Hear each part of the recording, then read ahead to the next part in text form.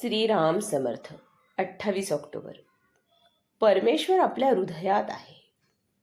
सरकारी नोकर वरिष्ठाच्या हुकमाप्रमाणे चालत असल्यामुळे त्याच्यावर वैयक्तिक जबाबदारी कसलीही येत नाही आणि कर्तेपणही त्याला शिवत नाही. त्याप्रमाणे गुरुवर श्रद्धा ठेवून त्याच्या आज्ञेत राहावे. लाभहानी देव जाणे.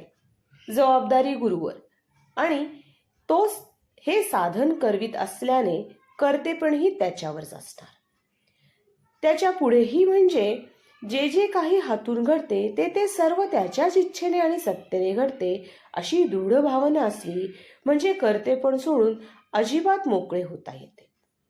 असे झाले म्हणजे जे जे आपल्या हातून घडते ती त्याचीच सेवा होय. मुख्य गोष्ट ही की परमात्मा आपल्या हृदयात आहे, आपण त्याच्यात आहोत, आपण तोच आहोत अशी दृढ भावना पाहिजे.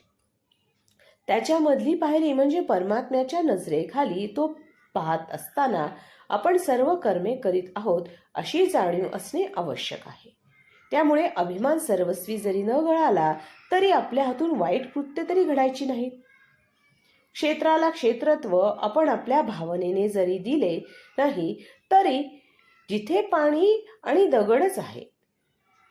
काशी गंगा असे म्हटले म्हणजे पवित्रतेचे संस्कार मनात उभे राहतात.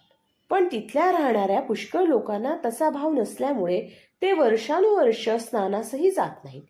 यावर त्यांना ते क्षेत्र असे वाटतच नाही असे दिसते.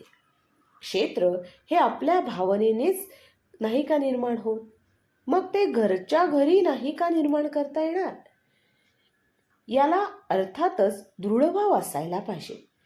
तितका तो दृढभाव होत नसेल तर क्षेत्रात जावे आणि आर्थिकदृष्ट्या तेही शक्य नसेल तर काशीस जावे, नित्य वदावे आणि काशीचे स्मरण तरी करावे.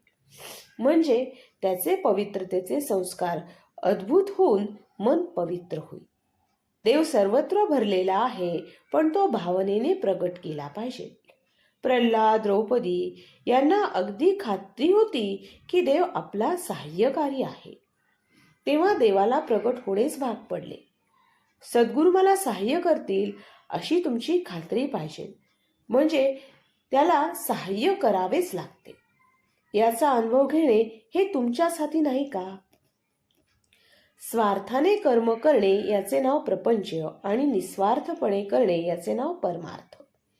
जो आसक्तीमध्ये नाही तो निस्वार्थी समजावा.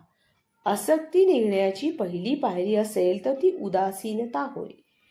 देव आहे असे निशंकपणे वाटणे हे ज्ञान होय. हे ज्ञान भगवंताच्या अनुसंधानात राहिल्याने सहज प्राप्त होते. आजचे बोधवचन. उपासनेचा हेतू असेल तर तो राम आपल्या पाठीमागे उभा आहे अशी भावना उत्पन्न करणे हा आहे.